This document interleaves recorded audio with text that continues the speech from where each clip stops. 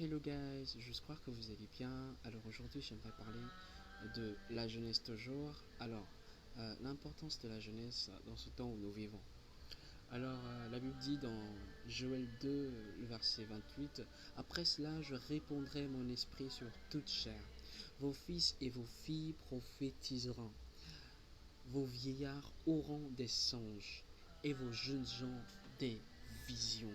Alors, pour dire que la jeunesse a un travail à faire et à accomplir avec Christ. Je vous dis une chose, l'ennemi ne sera jamais d'accord d'accepter que le jeune puisse s'approcher dans la présence de Dieu, parce qu'il sait que si le jeune s'approche de la présence de Dieu, il fera tomber Satan dans tous les domaines de sa vie.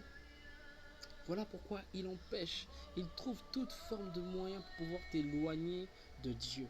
Il a plusieurs façons de faire. Soit il te fait savoir que tu n'es rien, il te met dans des distractions pas possibles, alors que vivre des choses pour Dieu, c'est des choses magnifiques. Imaginez un peu une vie où vous êtes là, où vous faites du bien au service de Dieu, et que cela contribue également au développement et à la croissance d'une multitude de personnes. Je vous assure, il n'y a rien de plus magnifique que quand vous faites quelque chose pour le bien des autres.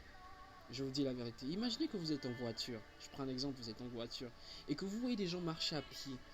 Et qu'après vous vous arrêtez et vous prenez ces personnes, vous les mettez dans votre voiture et vous les conduisez. Comment ça vous fera en fait? Ça vous fera énormément plaisir parce que vous avez eu à aider des gens.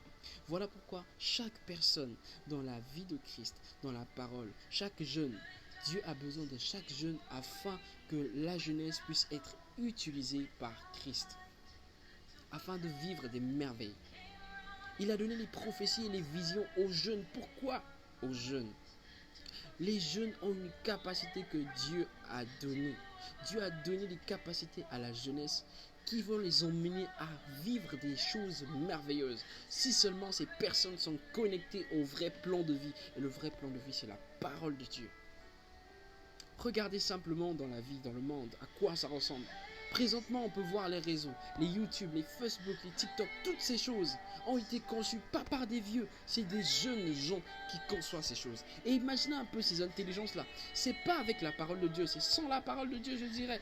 Mais imaginez une personne qui a la parole de Dieu, ce que ça peut faire. Je vous assure, chaque être humain a été créé par la parole. La Bible dit rien de ce qui a été fait n'a été fait sans elle. Et si seulement ces personnes arrivent à concevoir même des sites internet, arrivent à concevoir des applications, je vous assure que Dieu est derrière ces choses-là. Parce que même c'est ces canaux-là que nous utilisons pour pouvoir propager la parole de Dieu. Mais imaginez un seul instant, un jeune récolter la parole, prendre la parole, s'approprier de la parole, et imaginez ce qu'il va faire. Il va faire des choses magnifiques, je vous assure. Si seulement chaque jeune revient vers Dieu, s'approche vers Dieu, je vous assure que Dieu vous utilisera puissamment. On va connaître des choses extraordinaires dans ce monde, je vous assure, avec Christ. Sans Christ, on va vivre des choses pas possibles. Vous voyez la différence qu'il y a? Il conçoit des applications, il conçoit des trucs comme des plein que vous en connaissez sur les réseaux sociaux, vous en connaissez plusieurs.